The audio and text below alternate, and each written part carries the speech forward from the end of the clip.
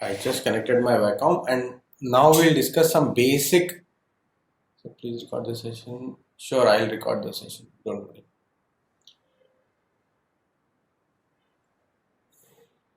ठीक है. So I hope you guys can see my screen. So देखो सबसे बड़ी जो मिस्टेक है ना जो मोस्टली लोग करते हैं unknowingly is in perspective. So when you are drawing a perspective, always remember there are these fundamental laws. Fundamental laws क्या है perspective के? One of the most fundamental law is that every angle which is pointing towards the vanishing point will have the effect of perspective. Every angle or every direction which is going in depth. तो fundamental क्या है? देखो ये तीन directions है, ठीक है, जो कोऑर्डिनेट ज्योमेट्री में हम पढ़ते हैं. This is x, this is y, this is z. ठीक है, इतना तो पता है ना सबको? Any doubts here? No, right? And these are 90 degree angles.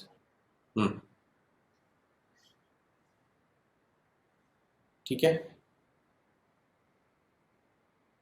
सो अभी क्या होता है, whenever you are drawing something which is, देखो सपोज ये तुम्हारा एक बॉक्स है, let's say this is an interior का view. So what most of you do is, आप जो पैरेलल लाइंस होती है ना उनको भी आप पर्सपेक्टिव में कर देते हो, विच इज रॉन्ग. तो अगर ये लाइन इसके पैरेलल है तो इनके बीच में कोई पर्सपेक्टिव एंगल नहीं बनेगा. एंगल कहां बनता है? जहां पे डेप्थ होती है. तो फॉर एग्जांपल अगर ये मेरा किचन है, ठीक है, ये मेरा प्लेटफॉर्म है, तो जो मेरा पर्सपेक्टिव बनेगा वो इस डायरेक्शन में बनेगा, इस डायरेक्शन में, जिस डायरेक्शन में मेरी डेप्थ जा रही है उस direction. Are you getting this point?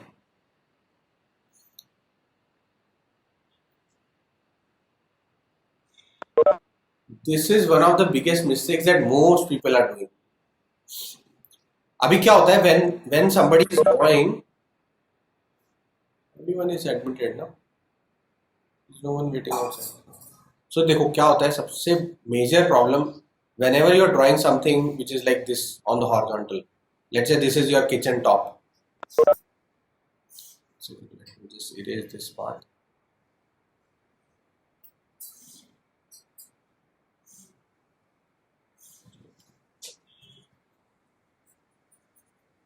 Okay.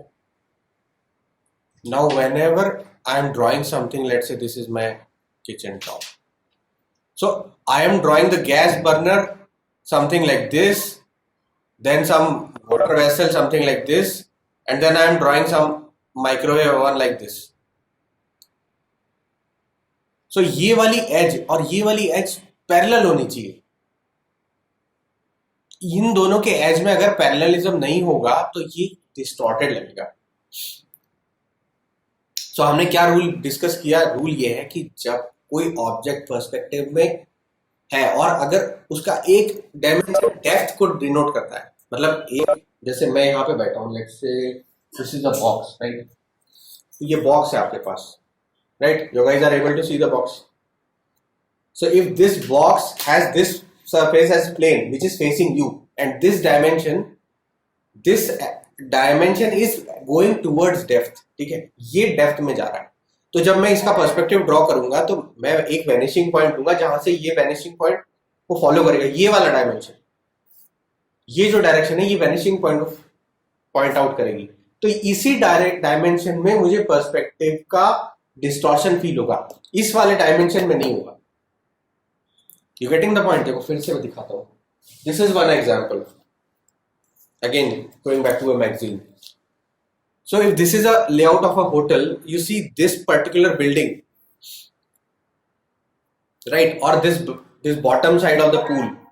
So ये लाइन पैरेलल है. ये सारी लाइंस जो दिख रही है ना आपको हर एक लेवल पे, ये सारी लाइंस पैरेलल है. केवल जो डेप्थ का डायमेंशन है उस डायमेंशन में आपको चीजें कन्वर्ज होती हुई लगेंगी. It's going from this side to this side. You getting the point? ये वाला पॉइंट मिस नहीं करना है. This is one of the most critical aspect of perspective drawing. तो इस perspective drawing में क्या होगा, देखो ये वाली लाइंस, ये वाली लाइंस और ये वाली लाइंस पैरेलल रहेंगी, ठीक है। ये जो मैंने ड्रॉ किए ना अभी ब्लू से, डार्क ब्लू, ये लाइन सारी पैरेलल रहेंगी, all these lines. Even in depth, when you are representing depth, say this is the front side of the pool and this is the back side of the pool, so these lines which are denoting the edges of the pool will remain parallel. अब distortion कहाँ होगा, जहां पे lines converge कहाँ होंगी, जहां पे वो डेप्थ की डायमेंशन में जा रहा है। डेप्थ की डायमेंशन में जा रहा है मतलब समझे ना आप, और is there any confusion here? कोई कंफ्यूजन है तो बताओ। बिकॉज क्या होता है, देखो I will show you many examples where people do these kind of mistakes,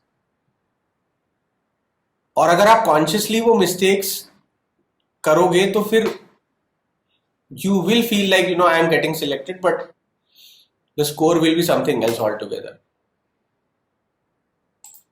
अभी देखो ये वाला पिक्चर है, are you guys able to see this sketch? One second.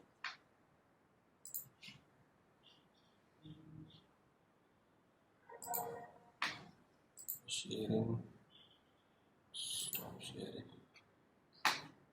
again share.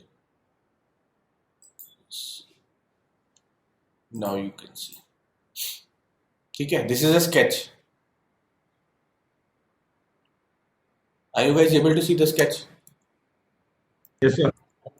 तो अभी देखो यहाँ पे जो ये किचन टॉप है, इसके ऊपर जो मेरा बर्नर्स रखे हुए हैं, ये बर्नर वाला, ये जो ब्लॉक है, just consider it like a block. तो अभी इसका लाइंस और ये प्लेटफॉर्म का एजेस का लाइन पैरेलल नहीं है, करेक्ट? तो मैंने कैसे ड्रॉ किया है कि ये जो मेरा बर्नर है उसका पर्सपेक्टिव मैंने अलग ड्रॉ कर दिया, उसके वैनिशिंग पॉइंट्स मैंने somewhere in the centre of the cat, इस यहाँ पे कहीं ड्रॉ कर दिया वैनिशिंग पॉइंट, और ये जो मेरा माइक्रोवेव है उसका वैनिशिंग पॉइंट कहीं इधर है, और ये जो प्लेटफॉर्म है उसका वैनिशिंग पॉइंट कहीं और है। You getting the point? तो ये बेसिक मिस्टेक्स है, ये मिस्टेक्स नहीं होनी चाहिए। जो भी मैं इस फ्रंट प्लेन में, जो भी मेरे प्लेन में है वो प्लेन्स पैरेलल जाएंगे, और जो एजेस मेरे प्लेन के परपेंडिकुलर है, suppose this is the plane, ये मेरा फ्रंट फेसिंग प्लेन है, या ये मेरी लैपटॉप की स्क्रीन है, या ये मेरा शीट है, पेपर का शीट, तो इसके 90 डिग्री मतलब ये वाला डायमेंशन, इसके इस डायमेंशन में जो चीज होगी वो कॉन्वर्ज करेगी towards the vanishing point, but ये जो प्लेन्स हैं वो आपस में पैरेलल रहेंगे। ये एक बहुत फंडामेंटल प्रिंसिपल है, ये प्रिंसिपल मैसअप मत करना। This is the most important part of perspective. आप थोड़ा मोटा छोटा मोटा एरर करोगे पर्सपेक्टिव में वो फिर भी चलता है, बट अगर आपने पैरेलल्स फकअप कर दिए या पैरेलल्स पूरी तरीके से हिला दिए तो फिर गया, then the examiner can not give you good marks. So जैसे मैंने पहले भी बताया था, आपके प्रपोर्शंस और आपकी बेसिक मिस्टेक्स फिक्स करने के बाद आती है detailing. If you do a lot of detailing but if you don't focus on the fundamentals of vanishing point and parallel lines, then everything else will look distorted. That's not what we want. We want the fundamentals to be correct and intact. Fundamentals सही होने चाहिए. At a entrance level, the teachers just expect one thing, that you should be good with fundamentals. उसके बाद extra ordinary जो detailings है, light and shadow effect है, texture है, वो आपको सिखाया जा सकता है, पर अगर आपके फंडामेंटल्स ही वीक होंगे तो फिर आपको पूरा फंडामेंटल से चीजें अनलर्न करके लर्न करनी पड़ती है। That is a extremely difficult task. So at a entrance exam level the teachers want the students to at least practise the fundamentals properly, ठीक है? तो ये वाले फंडामेंटल्स जो है ना, इसको देखो, ये लाइंस, ये जो लाइन है, ये लाइन और इसकी लाइन पैरेलल होनी चाहिए, फिर ये लाइन और ये लाइन पैरेलल होनी चाहिए, बिकॉज डिविजन्स हमारे हमेशा 90 डिग्री पे होते हैं। Even in a standard kitchen top या platform, the divisions won't be at a crazy angle, the divisions are mostly at a 90 degree angle except this corner which is 45 degree, correct? तो ये वाले जो proportions है, ये वाले जो angles हैं वो खराब नहीं होने चाहिए। So ideally all this microwave का एजेस, ये वाली जो एज है वो इसके पैरेलल होनी चाहिए, ये जो किचन टॉप की एज है, मतलब जो आपका बर्नर का एजेस है वो इसके पैरेलल होना चाहिए, राइट। ये तो फिर भी ठीक है, ये इसके कंटिन्यूएशन में जा रही है, देखो ठीक है, ये इस एज के कंटिन्यूएशन में जा रही है, हालांकि थोड़ा सा डिस्टॉर्शन है बट ये स्टिल एक्सेप्टेबल हो जाएगा। बट यहाँ जो आपने पूरा एंगल उल्टा कर दिया वो नहीं acceptable. That's why I tell you every day you can do like 20 different pictures, click different pictures in and around your house only. You will understand these basic perspective principles very easily. तो ये basic principles का error नहीं होना चाहिए। और दूसरा चीज है when it comes to height of the human object compare to the platform. तो जनरली अगर कोई ह्यूमन बॉडी है वो आपके प्रोडक्ट के फोरग्राउंड में है, मतलब आपका ह्यूमन बॉडी पहले है और प्रोडक्ट बाद में है। And if there is a good gap of like 3-4 feet, then the human object should definitely look taller than the object. तो ये लेडी का जो हेड का हाइट है वो आइडियली यहाँ प्लेटफॉर्म के ऊपर, प्लेटफॉर्म के एज पे आना चाहिए, करेक्ट। सो वो प्रोपोर्शनली अच्छा लगेगा, क्योंकि जनरली प्लेटफॉर्म हाइट कितनी होती है? प्लेटफॉर्म हाइट आपकी वेस्ट हाइट से ऊपर नहीं होती generally, it is somewhere close to your waist height, and this is half the human body. तो आपका half the human body should be around 2.5 to 3 feet।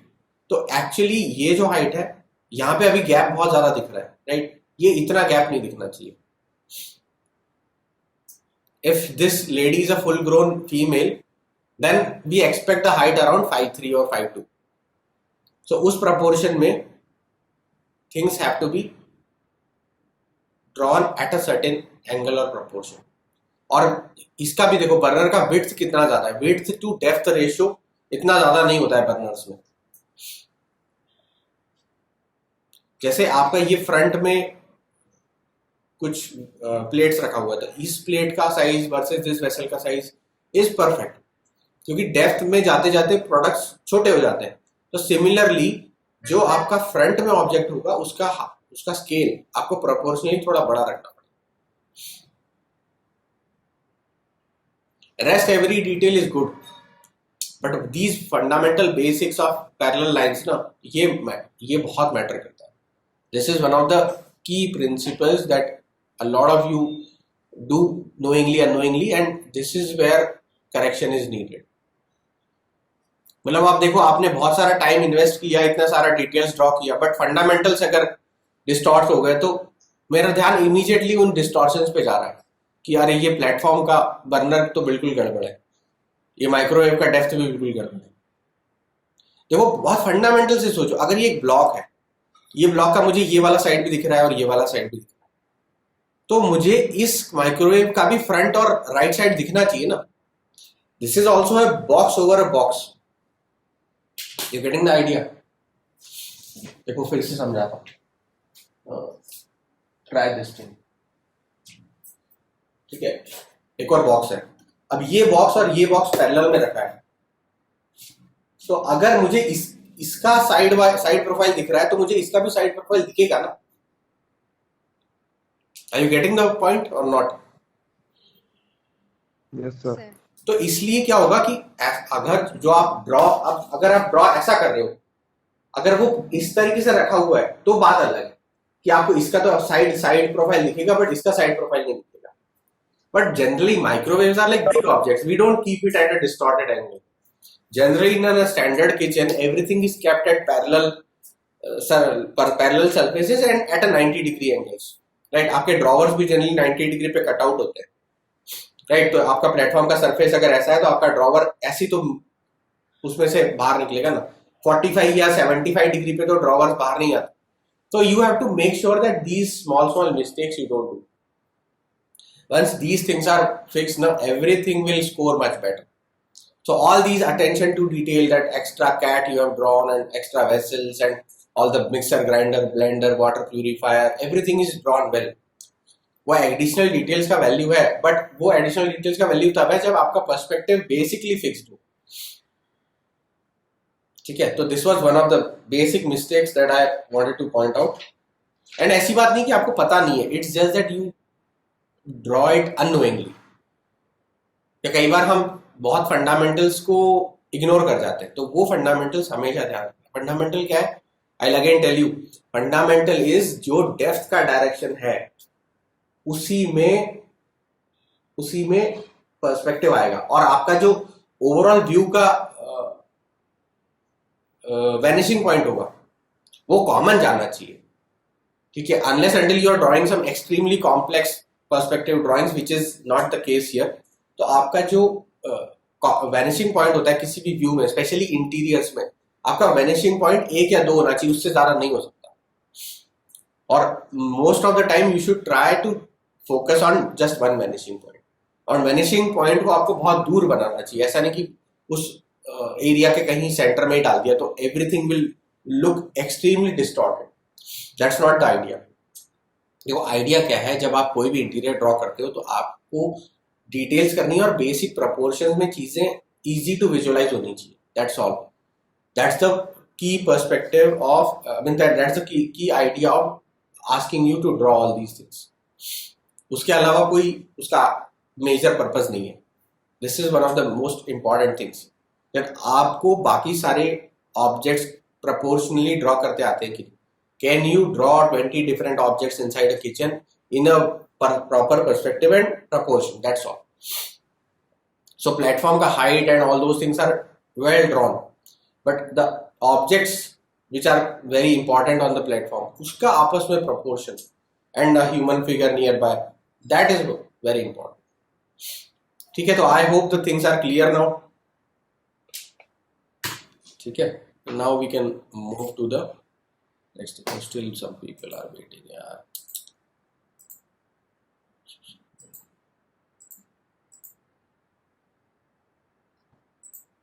Hello, sir. Yeah. Rahul here.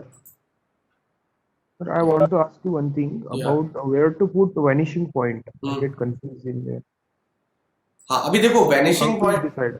देखो vanishing point का ऐसा है कि अगर vanishing point आप 1 point perspective draw कर रहे हो तो vanishing point somewhere in the centre होगा। वैनिशिंग पॉइंट क्या होता है? वैनिशिंग पॉइंट वो पॉइंट होता है जहां से बंदा देख रहा है और जहां बंदा फोकस कर पा रहा है, जो फारदेस्ट पॉइंट जहां पे आप फोकस कर सकते हो वो आपका वैनिशिंग पॉइंट होता है, Right. राइट। तो अब वो वैनिशिंग पॉइंट अगर मैं बॉटम से देख रहा हूं ऊपर की तरफ, अब वो वैनिशिंग पॉइंट स्काई में है, तो अब स्काई तो मेरे पर्सपेक्टिव में आएगा नहीं, बट वो वैनिशिंग पॉइंट कहीं दूर तक जाएगा, तो मेरे जो एंगल्स होंगे वो उस वैनिशिंग पॉइंट को उस पेज के अंदर कहीं मीट नहीं करेंगे। अब देखो जैसे ये ड्राइंग है, ठीक है, तो इस ड्राइंग में मैं इस हाइट पे हूं, तो मेरा वैनिशिंग पॉइंट कहां बन रहा है? मेरा vanishing point is coming somewhere here. देखो आप ही बताओ वैनिशिंग पॉइंट कहां है इस ड्राइंग में, दिख रहा है? Yes, beside that door. One second. I'll just switch off the sharing. अभी देखो वैनिशिंग पॉइंट कहाँ है? Sir, somewhere near that opening, beside that opening. Beside the door, right? देखो Yes. यहाँ पे कहीं बनेगा। तो वैनिशिंग पॉइंट के लिए मैंने क्या किया, देखो ये पॉइंट है ना, ये वैनिशिंग पॉइंट है, तो मैंने क्या किया कि ये वाली लाइंस को जो है यहाँ पे कन्वर्ट कर दिया, इसको इधर कन्वर्ट कर दिया,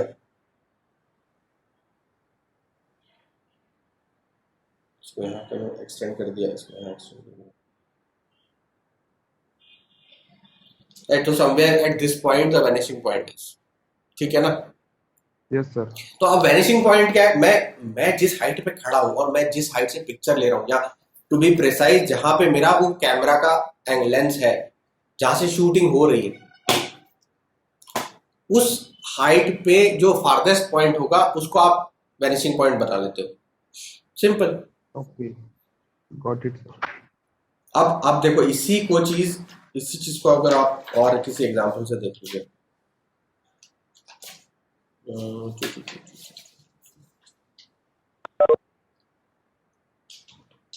अब देखो जैसे ये एक पिक्चर है, बहुत छोटा सा पिक्चर है लेकिन फिर भी, दिस इज अ बेडरूम वाला व्यू, ये वाला, दिस वन,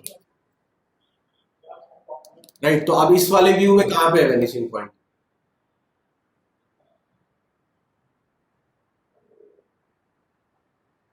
इस वाले व्यू में corner of the That picture. Outside the frame है, Yes. ठीक है ना। अब मैंने क्या किया, इसको ड्रॉ करने के लिए मैंने ये लाइन ड्रॉ की, ये लाइन ड्रॉ की, ये लाइन ड्रॉ की, ऐसे।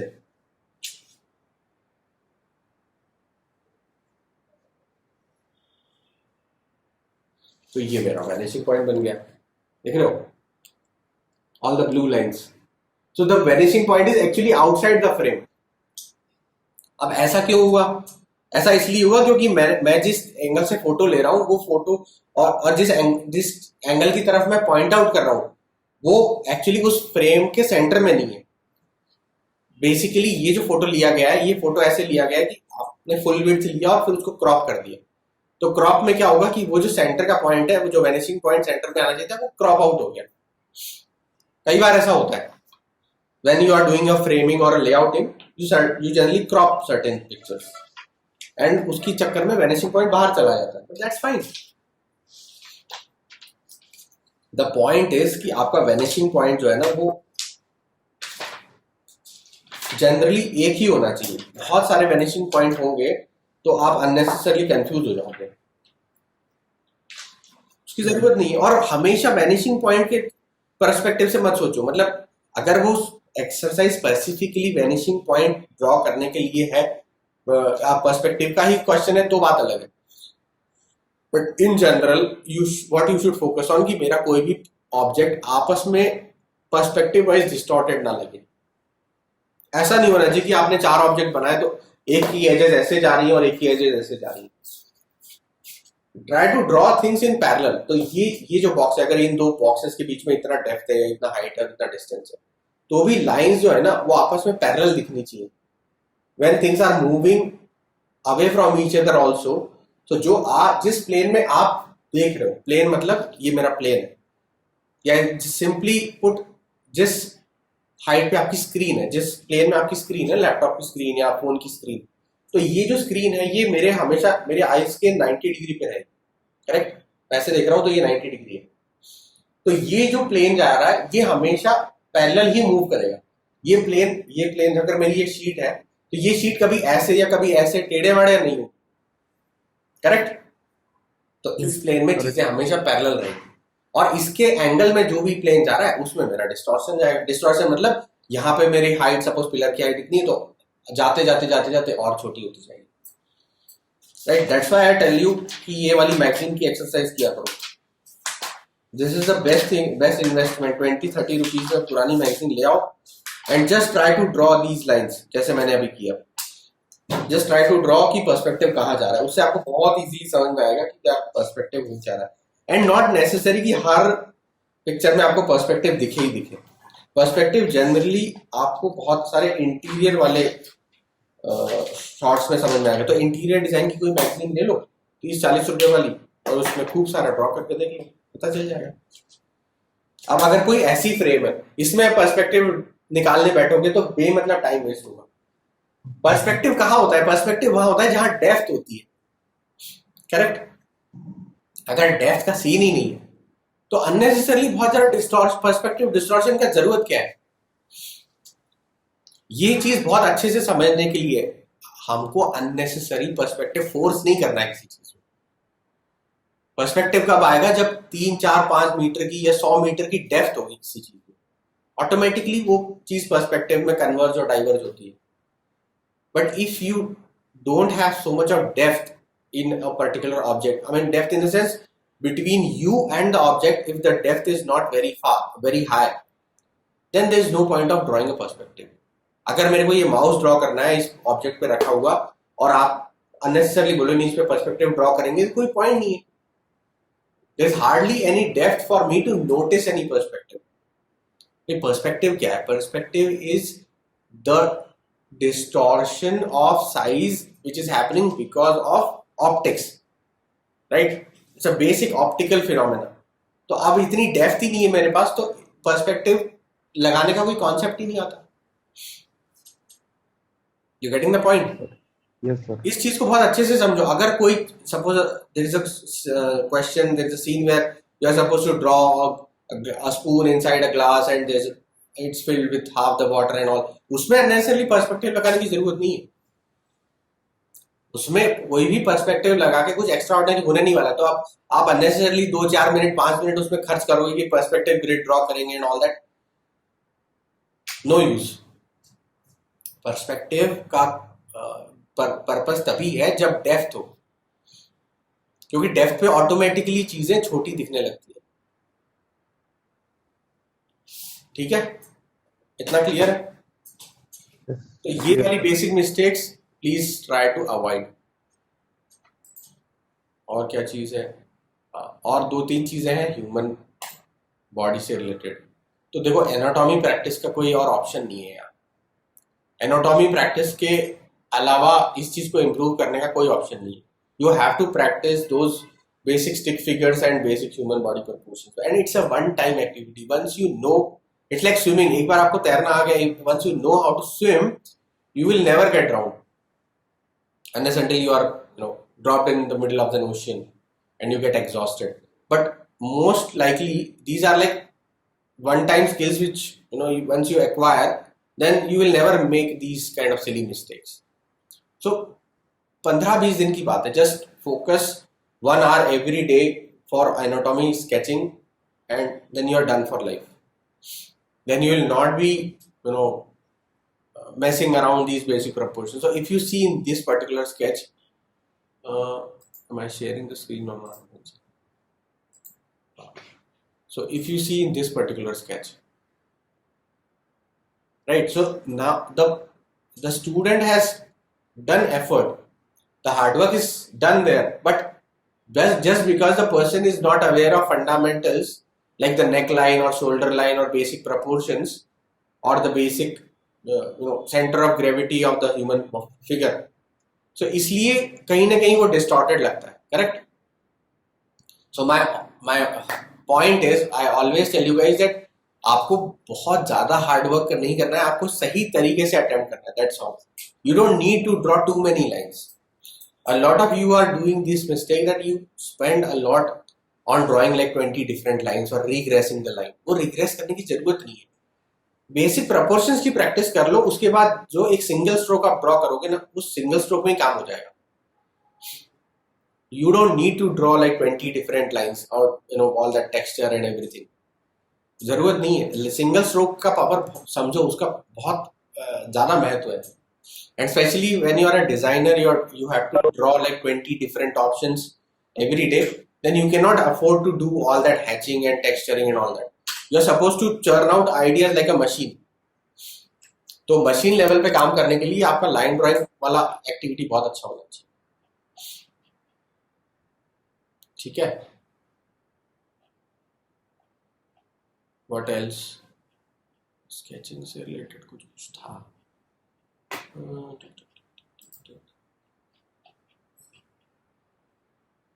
अभी तो कोई वेटिंग नहीं है ना, ठीक है।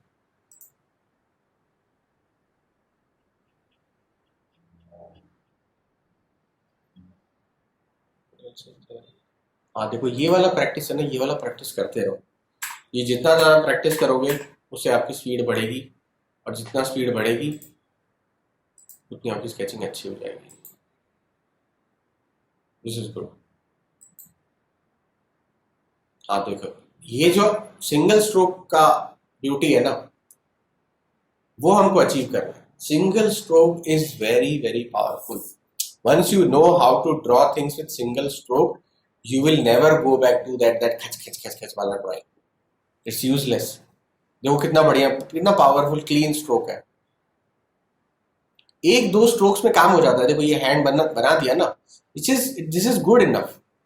इससे ज्यादा डिटेलिंग हमको एंट्रेंस एग्जाम लेवल पे नहीं करना है। एंट्रेंस एग्जाम लेवल आपका स्पीड चेक कर रहा है, आपका आइडिया क्वालिटी चेक कर रहा है, और आपका कॉम्प्रीहेंशन चेक कर रहा है। तो यहाँ पे वो बैचलर ऑफ फाइन आर्ट्स वाला एग्जाम नहीं है जहां पे आप बहुत सारा डिटेल बनाते हो। That's not what this exam is about. तो इस लेवल का जो ह्यूमन ड्राइंग है ना, ये इनफ है। इस लेवल का भी अगर आप ड्रॉ कर सकते हो, बशर्ते the condition is you should be able to draw like 20 such figures in 20 minutes. खट खट खट खट खट खट। You should be able to draw like frame by frame and capture the basic emotions like this particular face or this particular face, right? The person is kind of upset, is getting late, and is and I am rushing towards the airport और something. सो इतना basic किया ना तो ये enough है, but speed रहना चाहिए। आप समझिए, देखो ये जो काम का क्वालिटी है ना ये बहुत अच्छा है, but this is not expected at entrance level. Don't spend time doing like 2-3 hours of art work, वो रिक्वायर्ड नहीं है। आपकी स्पीड एंड स्पीड के साथ जो मैक्सिमम पॉसिबल एक्यूरेसी है वो मिलना चाहिए, दैट्स ऑल। ठीक है,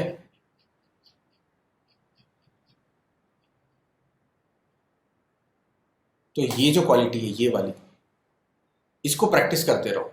ये जो सिंगल लाइन का स्ट्रोक है ना ये अपने आप में बहुत पावरफुल है। The more you now in this particular thing, the only thing missing is proportions, rest the sketching quality is fine, stroke quality is fine, just आपको प्रपोर्शन फिक्स करना है। You getting the point? Line quality अच्छी है but proportions अच्छे नहीं होने की वजह से आपको लगता है यार ये क्या कुछ अजीब लग रहा है, लाइक ये हाथ बहुत छोटा लग रहा है या ये बाइसेप्स थोड़े से डिस्टॉर्टेड लग रहा है, राइट? सो ये नहीं होना चाहिए, बस ये धीरे धीरे फिक्स हो जाएगा। But the way you are doing it, like doing the proper skeleton drawing and marking the proportions of head and chest and thighs and legs and knee joints and all, this is the right way. Keep practicing this way and eventually you will get better at it. देखो कितना बढ़िया stroke quality है ना? इससे काम हो जाता है। ये वाले ड्राइंग्स आप 1 मिनट में एक बना सकते हो, बट आप बहुत ज्यादा हैचिंग एंड टेक्सचरिंग करने लग जाओगे तो टाइम वेस्ट हो जाएगा। और हमको सबसे ज्यादा इंपॉर्टेंस इसी बात पे रखना है कि हमारा 100% पेपर अटेम्प्ट होना चाहिए, right? So instead of drawing too much of detail in one thing, you should be able to draw 20 different objects with correct proportions using just line drawing. That's all. वो enough है और उसी की practice करनी है। अब देखो ये जेस्चर्स बहुत अच्छे हैं। The only problem here is like this overlapping of lines, like suddenly the line becomes too thick. तो वो जो लाइन का स्ट्रोक का जो क्वालिटी है ना, जो स्ट्रेंथ है लाइन में, वो खराब हो जाता है अगर आपने उसको रिग्रेस कर दिया 4-5 बार। And I always suggest don't put eraser. अगर स्ट्रोक गलत चला गया तो नया पेज ले लो, इरेजर लगाने का मतलब नहीं है। या फिर when if you are not sure, do a very very light handed line. एक बहुत जैसे इस टाइप का लाइन है ना, when you are drawing the head का प्रोपोर्शंस, हेड सेक्शंस, बहुत हल्के से लाइन ड्रॉ करो। उसके बाद आपको लगता है कि हाँ this is the correct line, then उसके ऊपर एक strong stroke, that's all. But same line weight का 4-5 बार ऐसे खच खच खच खच वो नहीं होना चाहिए। ये जो लेफ्ट साइड में ये दिख रहा है ना, ये लाइन क्वालिटी अच्छी नहीं है। अच्छी इसलिए नहीं क्योंकि it will waste your time, और टाइम बहुत लिमिटेड है एग्जाम में। हमको लिमिटेड टाइम में सोचना भी है कि क्वेश्चन डिमांड क्या कर रहा है, फिर आइडियाज को भी सोचना है, उसके बाद ड्रॉ करना है। So it's a very multi layer process. आपकी ड्राइंग ही अगर 20 मिनट लगा देगी तो फिर आप आइडियाज कब सोचोगे, राइट? सो ये था बेसिक। Now we will go back to ideation and GK. तो देखो आइडिएशन एंड जीके का ऐसा है कि जितना ज्यादा आप यूट्यूबिंग करेंगे, गूगलिंग करेंगे, उतना ज्यादा आपका आइडिया जनरेट होगा। One of the major things that I strongly feel is this particular part where how it works, where you should be finding keyboard is disconnected, right? यहाँ पे अगर आप देखो how scissors are made or how bottles are made,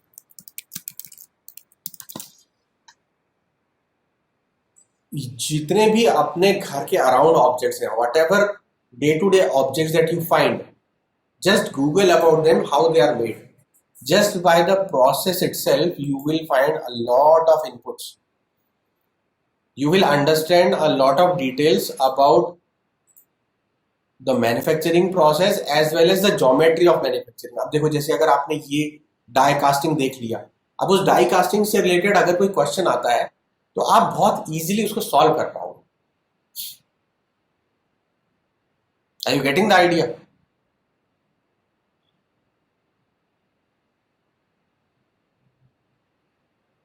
Yes, sir. There are at least 100 objects which we find around us on a daily basis. You just have to be extra curious about its manufacturing, how it's made, how it's transported, how it is packaged. If you just do that much, उससे ज़्यादा level का NID के GK level पे नहीं पूछते, except the art history वाला GK, which definitely needs the bookish knowledge and which is also there on YouTube. But when it comes to product and three-dimensional objects and three-dimensional questions, like ये object है उसको 10 times scale up करो, 2 times scale down करो and all that stuff, right? So उससे related जो GK है, या फिर एक पर्टिकुलर ऑब्जेक्ट को इस टाइप से अरेंज करो कि उसमें इतना पैटर्न बन जाए, ये सारी चीजें आपको ये सब करने से ऑटोमेटिकली समझ में आने लगी। और इसमें जो प्रोडक्ट की डिटेल है ना, ये प्रोडक्ट की डिटेल आपकी विजुअल मेमोरी को एनहांस करने में बहुत हेल्प करती है। This will help you tremendously and luckily there is plethora of information on YouTube. So all you need to do is just Google 100 objects which you find on a daily basis and just learn a basic about it. Like how electrical plugs are made. Like we all have seen these kind of things, no? तो ये जो चीजें हैं, इसको अगर आप basic level पे समझ लोगे, it is more than enough.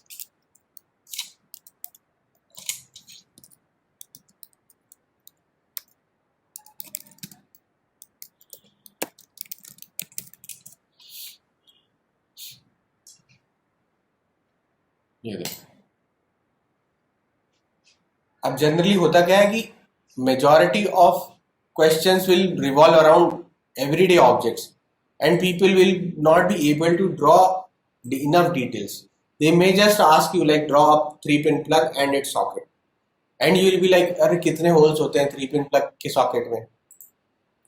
Now generally a 3-pin plug socket has 5 holes. So 3 holes are for the 3-pin and 2 extra holes are given for the 2-pin plug. If you observe closely, correct? तो वो जो student extra 2 holes draw करके आएगा, he will score better. You getting the point? They will not ask you something which is very very extraordinary. They'll ask you something which is very very general. जैसे European plugs अलग होते हैं, American plugs अलग होते हैं, Indian plugs अलग होते हैं, राइट? अब अलग क्यों होते हैं? वोल्टेज का डिफरेंस होता है, वो क्यों होता है? All these things, why we use different plugs. ये देखो, ये क्वेश्चन बहुत अच्छा है। Every time you go to an airport, na, they give you this multi-pin socket. Why they give you that? So these kind of things are very critical. What NID looks for is your basic level of curiosity around your world, around objects, around subjects, around colors, around typography. Basic चीजें पूछी जाती हैं और आपका उतना level का observation sense नहीं होता, इसलिए आपको लगता है यार ये तो बेसिक नहीं है, हमने तो कभी ऑब्जर्व नहीं किया। And then you will come back home, you will be like अरे यार ये 3-pin प्लग को मैंने कभी इतना ध्यान से नहीं देखा, right? If you see the previous year questions also here, see the sample paper. अब ये Godrej, Panasonic, Haier and Siemens के लोगों क्या हमने देखे नहीं क्या? We have observed it multiple times. तो 50% क्वेश्चन पेपर तो बेसिक ऑब्जर्वेशन का खेल है, उससे ज्यादा कुछ भी नहीं है,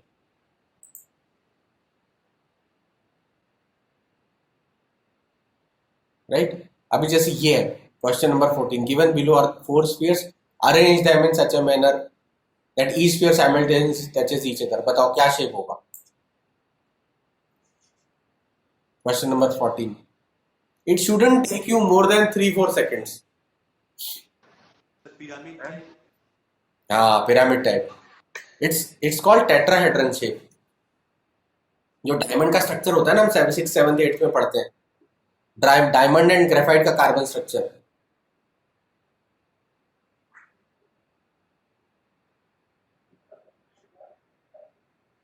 राइट? तो पिरामिड शेप होगा। आप ड्रॉ कैसे करोगे? Now this is where the question becomes multi layered and it is tricky. How will you draw a pyramid shape, a triangular pyramid in which all four spheres are visible in some or the other way? Isometric view. Sorry? Isometric view. हाँ, isometric view, exactly. इसमें perspective वगैरह कुछ करने का जरूरत नहीं, क्योंकि इसमें डेप्थ का कॉन्सेप्ट ही नहीं है। सारे स्फीयर्स आपस में एक दूसरे के आसपास रखे हुए हैं। तो हम क्या करेंगे, तीन स्फीयर्स नीचे, एक स्फीयर ऊपर।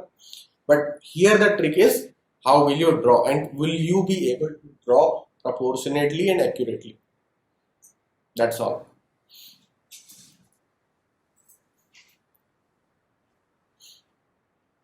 अब जैसे ये क्वेश्चन है, I have told you about this thing multiple times. Like, take a lot of pictures in and around your house. Try to do a lot of activities and draw them. Right? We have discussed this thing multiple times. अब देखो ये question है. Look at the given drawing of a stapler reference and sketch an appropriate view of a person hand holding the stapler and stapling bunch of papers to achieve the stapling as marked in the picture. So now it's time for a break and let's solve question number 14 and question number 18. This is a sample question paper. It's available at NID website. I'll give this link to you. ठीक है? इसमें कितना time लगेगा आपको? Right now it's 1:15 in my watch. We can meet at 2:15. ठीक है? और उसके अलावा टाइम बचे तो और 4-5 क्वेश्चन सॉल्व करो from this particular sample paper. ठीक है? Because Okay. we are discussing sketching, so I'll specifically point out mistakes and make sure that you upload it on the group. So sketching से related सारे doubts आज clear कर लेंगे, ठीक है? ठीक है सर। Okay, cool. चलो, see you at 2:15 और take your extra time for 15 minutes का lunch. See you at 2:30.